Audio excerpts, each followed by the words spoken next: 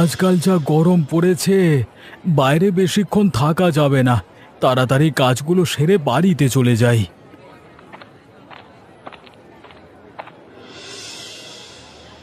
দীপক, আরে ও দীপক, কোথায় গেলি? তোর সাথে একটা দরকারি কথা আছে। আরে শুভজিৎ দাদা যে, বলুন বলুন। আপনি আমার এই আড়তে কি করতে, মানে মাছ নেবেন নাকি?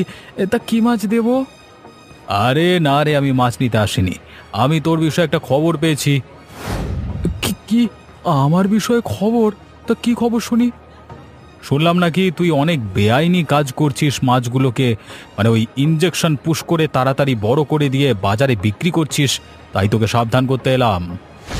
কি? আমি ইঞ্জেকশন পুশ করছি? আমি গত 5 বছর ধরে এই ব্যবসাটা করে আসছি, কখনো এরকম বেআইনি কাজ করিনি। আর আপনি আমাকে বলছেন যে আমি ইঞ্জেকশন পুশ করছি? এই কথাটা আমি কোনোদিন মানতে পারবো না। কি? আমার আবার মুখে মুখে তর্ক করছিস? তোর আড়ত আজকে থেকে বন্ধ। এর পরের দিন থেকে যেন না দেখি আড়ত খুলে তুই বসে আছিস। বাবু, আপনি রেগে যাচ্ছেন কেন? আমি তো এ কাজ করিনি। আর আপনি এরকম বলবেন না। আমি যদি এই আড়ত বন্ধ করে দিই, আমার বাড়িতে গিন্নি আছে। আমি গিন্নিকে কি খাওয়াবো, কি পড়াবো? আমি অত শত কিছু জানি না। আমি যেটা বলেছি সেটাই হবে। এর বাইরে যদি তুই কিছু করতে যাস, তাহলে আমি অন্য পদক্ষেপ নিতে বাধ্য হব। ঠিক আছে শুভজিৎ দা, যেটা আপনি বলবেন সেটাই হবে। আমি সেটাই করব।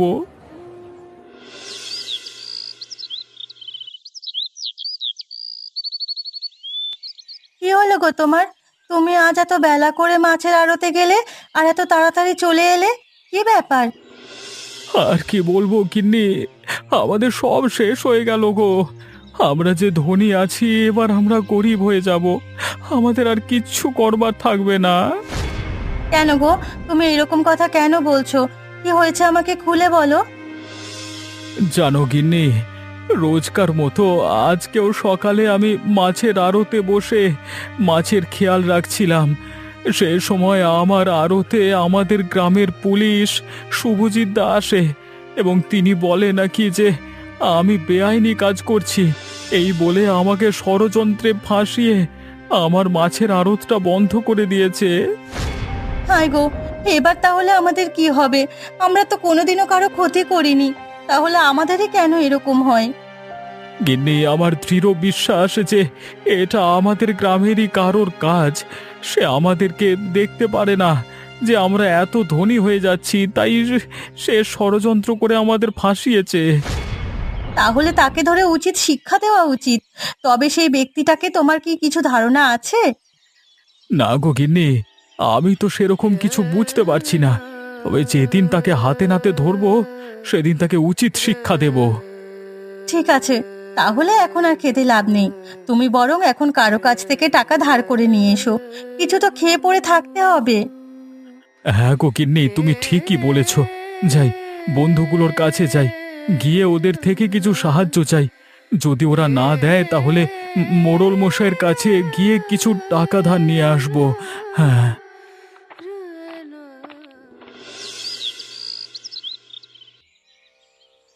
দিন দিন যা গরম পড়ছে, এরকম গরমে বাড়ি থেকে বাইরে বেরোনোটাও দুষ্কর হয়ে পড়ছে।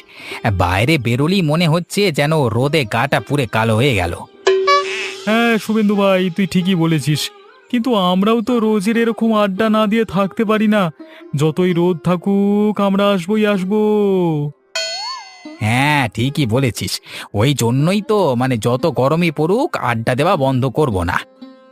হ্যাঁ, একদিন আড্ডা না দিলে মনে হয় যেন কতদিন আড্ডা দিইনি। তবে আশা করছি বৃষ্টি গতকাল থেকে শুরু হবে। আচ্ছা অতনুদা, বৃষ্টি যে কাল থেকে শুরু হবে তুমি কি করে জানলে? আমরা তো কিছু খবর পাইনি। আসলে সকালে আজকে রেডিও শুনছিলাম, আর রেডিওতেই বলল কালকে নাকি টানা 1 সপ্তাহ বৃষ্টি হবে। যাক বাবা, তাহলে অবশেষে বৃষ্টিটা তো হবে। এই গরমের হাত থেকে তো রেহাই পাওয়া যাবে। তা শুভেন্দু, তুই দীপকের নামে থানায় গিয়ে অভিযোগ করে এসেছিলিস তো, যেটা বলেছিলাম তোকে? হ্যাঁ অতনুদা, তুমি যা বলেছিলে আমি সব করেছি। এবার দেখবো ওর এত টাকা কামায় কি করে। মাছের আড়ত খোলবার পর থেকে একদিনও তারা আসবার সময় হয় না আড্ডা দেওয়ার জন্য। হ্যাঁ, এবার দেখি ও কোথা থেকে টাকা ইনকাম করে। হ্যাঁ গো অতনুদা, তুমি ঠিকই বলেছ। এবার ও হারে হারে টের পাবে। তা দাদা, এবার আমরা বাড়ির দিকে যাচ্ছি। মানে অনেক তো বেলা হলো, এবার বাড়ি না গেলে গিন্নি যে চিন্তা করবে। হ্যাঁ শুভেন্দু, তুই যা, আমিও বাড়ির দিকে যাব। দুপুর তো প্রায় হয়ে এলো। ঠিক আছে, তাহলে আমি এখন আসছি।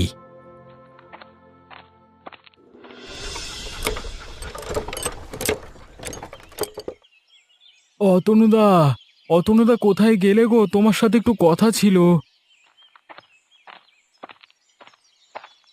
আরে দীপক, বল কি হয়েছে? আমাকে এত ডাকাডাকি করছিস কেন? অতনুদা, আমার যে সব শেষ হয়ে গেল। আমার যে মাছের আড়তটা ছিল সেটাও বন্ধ হয়ে গেল। এবার আমরা কি করব কিছু বুঝতে পারছি না। কি খাবো, কি পরবো, কিচ্ছু জানি না। কেন রে, কিসের জন্য বন্ধ হয়ে গেল? জানি না।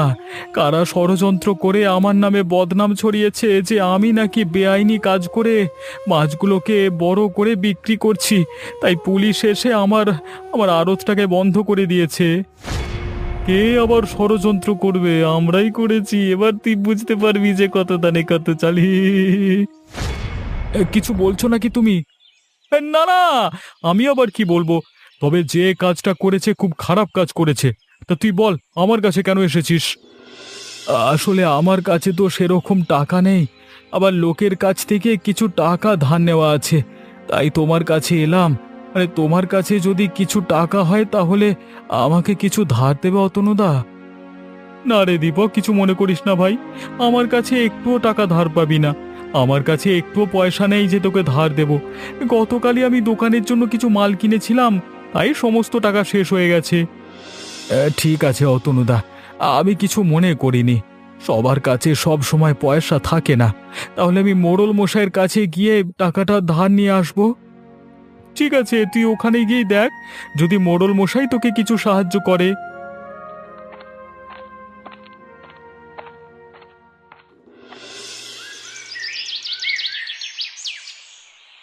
মোড়ল মশাই, আপনি বাড়িতে আছেন? আপনার সাথে একটু কথা ছিল। আরে দীপক যে, আমাদের বাড়িতে এ সময়? আমি তো তোমার আড়তেই যাচ্ছিলাম। ভালোই হয়েছে তুমি চলে এসেছো। তোমার সাথে দরকার ছিল, একেবারেই কথা বলে নেব। কিসের দরকার আমার সাথে মোড়ল মশাই? আসলে দুদিন পর আমাদের বাড়িতে অনুষ্ঠান হবে, তার জন্যই মাছের দরকার। তাই তোমার আড়তে গিয়ে তোমার সাথে কথা বলবো বলছিলাম। মোড়ল মশাই, আমি আর আপনাকে মাছ দিতে পারবো না। আমার আড়তটা পুরোপুরিভাবে বন্ধ হয়ে গেছে। কেন রে, কি হয়েছে কি? আর তুই এভাবে কাঁদছিস কেন? আমাকে খুলে বল তো কি হয়েছে।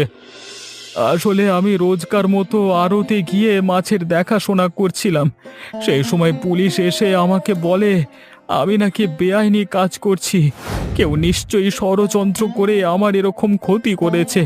তাই আমার আড়তটা বন্ধ করে দিয়েছে। আমি আপনার কাছে এসেছি। আপনি যদি আমাকে কিছু টাকা দিয়ে সাহায্য করতেন তাহলে আমার খুব উপকার হতো। নিশ্চয়ই সাহায্য করব, কেন করব না? এরকম দুঃখের দিনে তোমার পাশে যদি আমি না থাকি তাহলে আমি কিসের এই গ্রামের মোড়ল মশাই? অবশ্যই সাহায্য করব। ধন্যবাদ মোড়ল মশাই, আমাকে এতটা সাহায্য করবার জন্য। আপনার এই ঋণ আমি কখনো শোধ করতে পারবো না। ঠিক আছে ঠিক আছে, তুই এখন বাড়ির দিকে যা আর গিয়ে খোঁজ খবর নে কে তোর নামে ষড়যন্ত্র করতে পারে। ঠিক আছে মোড়ল মশাই, তাহলে আমি এখন আসছি। ভালো থাকবেন আপনি। হ্যাঁ,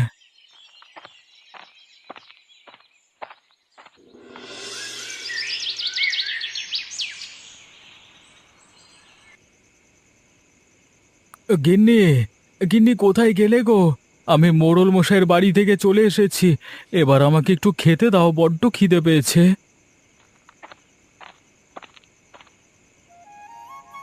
এই তো তোমার জন্যই রান্নাঘর থেকে খাবার আনতে গিয়েছিলাম। তা মোড়ল মশাই তোমাকে সাহায্য করেছে তো নাকি সাহায্য করেনি? না গো গিন্নি, মোড়ল মশাই খুবই ভালো। উনি আমাকে সাহায্য করেছেন। যাক, তাহলে ভালো হয়েছে। আমাদের এধারে সব ধার দেনাগুলো সমস্ত কিছু শোধ করা হয়ে যাবে। হ্যাঁ গো গিন্নি, তুমি ঠিকই বলেছ। কিন্তু আমাদের এইভাবে বসে থাকলে হবে না। আমাদের কিছু একটা কাজ করতে হবে।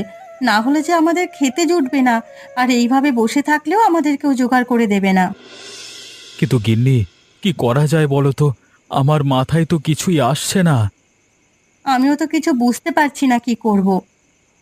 গিন্নি, আজকে তো অনেক রাত হলো, আজকে বরং শুয়ে পড়ো। কালকে সকালে উঠে দেখা যাবে যে কি করব। হ্যাঁ গো, তুমি ঠিকই বলেছ। চলো আমরা এখন শুয়ে পড়ি, কাল সকালে উঠে চিন্তা ভাবনা করা যাবে। আপাতত আমরা শুয়ে পড়ি, চলো। মাথায় বড্ড চাপ পড়ে যাচ্ছে।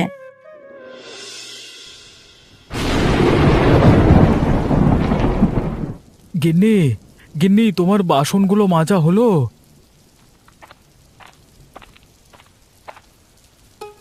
এই তো গো, আমার বাসন মাজা প্রায় শেষের দিকেই।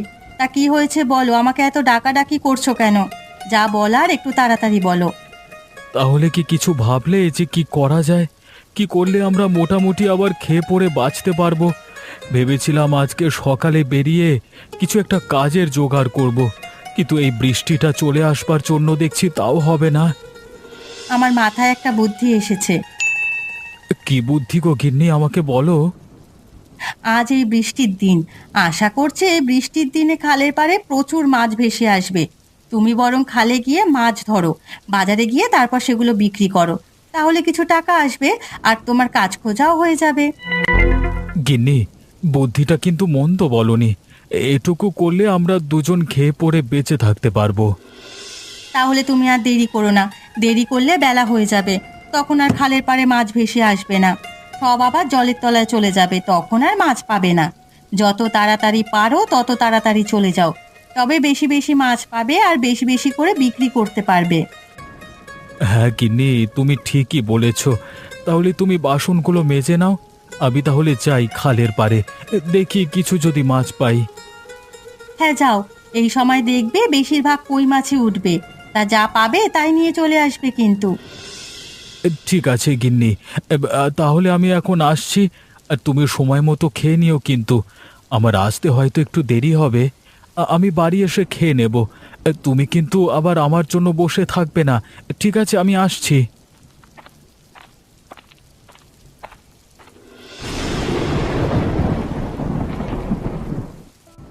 আরে, এ কি দেখছি আমি? এ তো খালের পাড়ে কতগুলো কই মাছ ভেসে বেড়াচ্ছে। যাই, তাড়াতাড়ি মাছগুলোকে ধরে বাজারে নিয়ে যাই। এই মাছগুলো সাধারণত দেখতে পাওয়া যায় না। আশা করছি বাজারে ভালোই দামে বিক্রি হবে।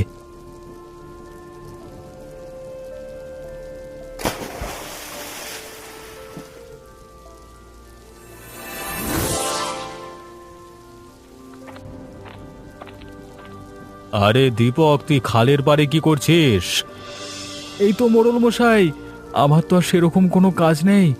আমার আড়তটা তো বন্ধ, তাই বসে বসে বাড়িতে সময় নষ্ট না করে মাছ ধরে বাজারে বিক্রি করব ভাবছি, তাই খালে মাছ ধরতে নেমেছি। তা কি মাছ ধরেছিস আজকে? এই তো মোড়ল মশাই, কতগুলো বড় বড় কই মাছ ধরেছি। কি, কই মাছ ধরেছিস? কই দেখি দেখি, এই মাছটা তো দেখাই যায় না। এই তো মোড়ল মশাই, দেখুন কই মাছগুলো কত বড় বড়, বাজারে নিয়ে গেলে নিমেষের মধ্যে শেষ হয়ে যাবে। তাই তো রে, কই মাছগুলো তো বিশাল বড়, এগুলো তো প্রচুর দামে বাজারে বিক্রি হবে। হ্যাঁ মোড়ল মশাই, এবার আমি বাজারের দিকেই যাব। তা আপনি এদিকে কি করতে এসেছেন? আরে আমি তো বাজারের দিকে যাচ্ছিলাম মাছ কিনবার উদ্দেশ্যে। তো তোর সঙ্গে দেখা হয়ে গেছে, ভালোই হয়েছে। তুই বরং বাজারে যাওয়ার সময় আমার বাড়িতে গিয়ে কটা বড় বড় কই মাছ দিয়ে তারপরে বাড়িতে যাবি। আর হ্যাঁ, সঙ্গে টাকাটাও নিয়ে যাবি কিন্তু।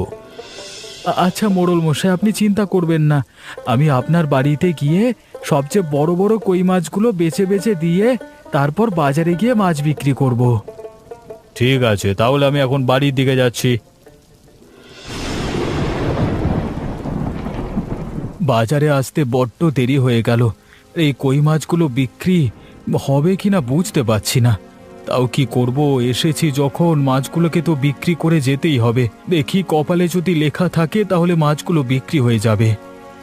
আরে দীপক যে, তা তুই তো মাছের আড়তে থাকতিস, এখানে মাছ বিক্রি করতে এসেছিস বাজারে, কি ব্যাপার? এত দেরি করি বাইলি কেন? আসলে আসবার সময় মোড়ল মশাইয়ের সাথে দেখা হয়েছিল তো। মোড়ল মশাই বলেন যে তাদের বাড়িতে মাছ নিয়ে আসতে, তাই মাছ দিয়ে আসতে একটু দেরি হয়ে গেল। তা দেখি তোর কেমন মাছ বিক্রি হয় এত বেলায়। আমি এত বছর ধরে মাছ বিক্রি করছি, সেই কোন সকালে বাজারে এসেছি, এখন আমার সমস্ত মাছ বিক্রি হয়েছে। তুই এত বেলায় এসে মাছ বিক্রি করছিস, তোর কেমন মাছ বিক্রি হয় দেখি আমি। তা তোমার যখন মাছ বিক্রি করা হয়ে গেছে তাহলে বাড়ি যাও না, আমার ধান্দার সময় কেন কানের কাছে ঘ্যান ঘ্যান করছো? হ্যাঁ হ্যাঁ, বাড়ি তো যাবই, ঠিক আছে আমি চললাম, তুই বসে বসে মাছ বিক্রি কর।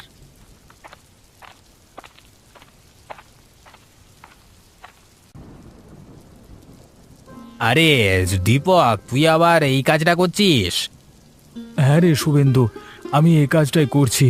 তা তোকে কি মাছ দেবো বল? কাজ করবার সময় তো বকাস না আমাকে। কি লাগবে আমাকে বল, আমি দিয়ে দিচ্ছি। তুই আমাকে 2টো কই মাছ দে, 2টো। এই নে শুভেন্দু, তোর কই মাছ ধর। আর তো 20 টাকা হয়েছে। এই নে তোর টাকা। আমি এখন চললাম রে, পরে কথা হবে আবার।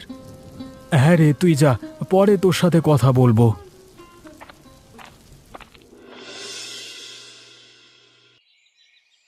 আরে অতনুদা, আরে ও অতনুদা, কোথায় গেলে গো? তোমার সাথে একটু দরকারি কথা আছে।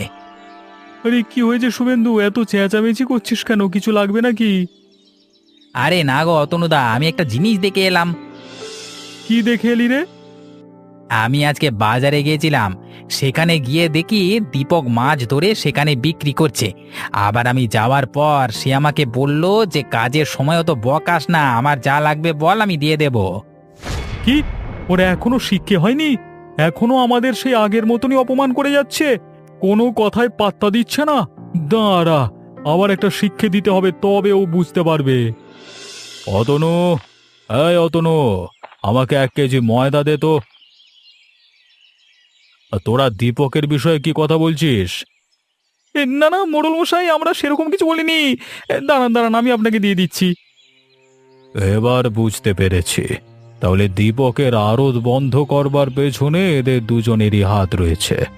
আমি কালকে সকালেই দীপকের বাড়িতে যাব এবং তাকে গিয়ে সমস্ত ঘটনা বলবো।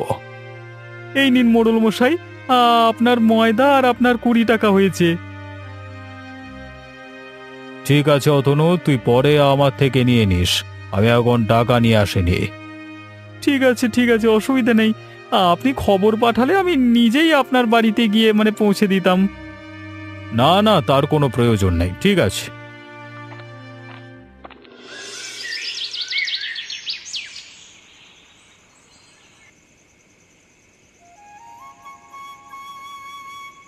তা বলো, আজকের বাজার কেমন গেল?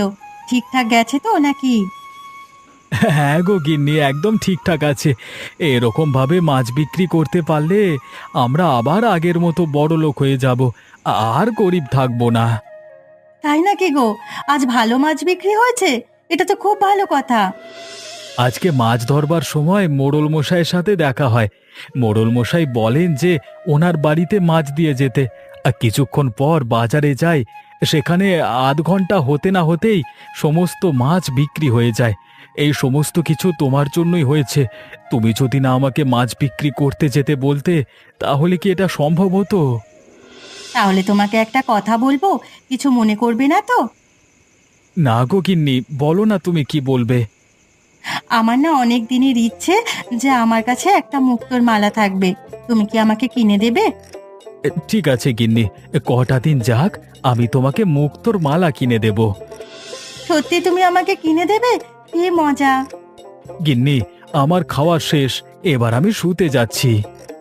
হ্যাঁ গো, তুমি গিয়ে বিশ্রাম করো, আমিও কিছুক্ষণের মধ্যে যাচ্ছি।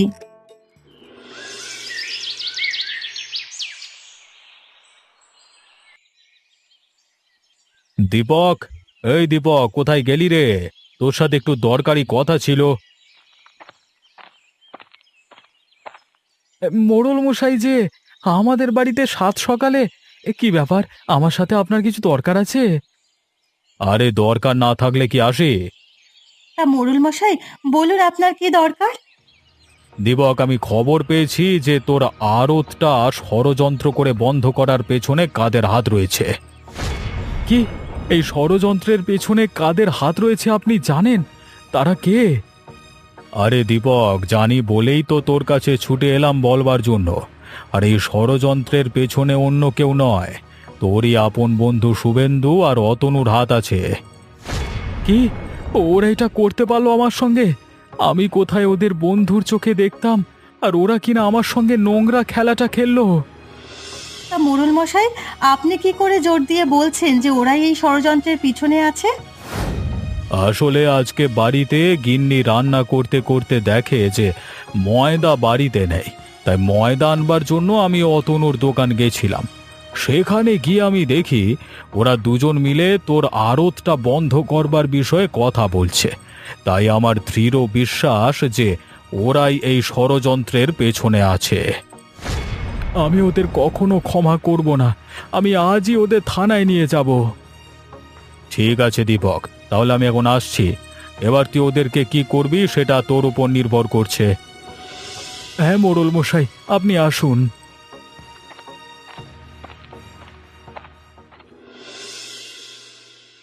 শুভজিৎ বাবু, শুভজিৎ বাবু কোথায় গেলেন?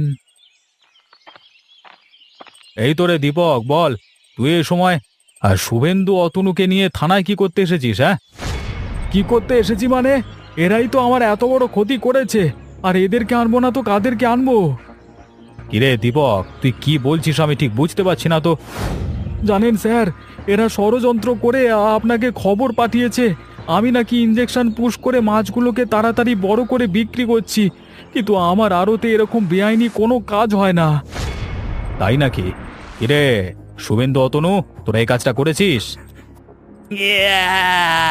স্যার, আমরা এই কাজটা করেছি, কিন্তু কিন্তু আমরা এরপর থেকে কখনো এরকম কাজ করব না, ক্ষমা করে দিন। না না, এদের কোনো ক্ষমা নেই। এরা একবার এরকম কাজ করেছে, পরবর্তীকালে আরো বড় কিছু করতে পারে। এদেরকে গারদে ঢুকিয়ে দিন। আরে দীপক, তুই ঠিকই বলেছিস, এদেরকে লকআপই ঢুকিয়ে দেব।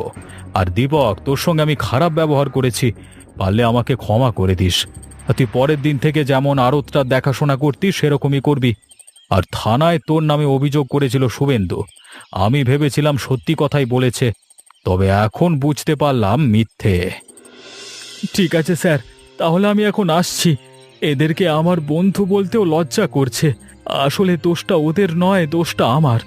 কাউকে এতটা বিশ্বাস করা উচিত নয়। আর আপনিও কেমন মানুষ, কিছু তদন্ত না করেই আমার আড়ত বন্ধ করে দিয়েছিলেন। এই খবরটা যদি আমি আপনার বড় অফিসারকে দিই, তাহলে আপনার চাকরিও যাবে।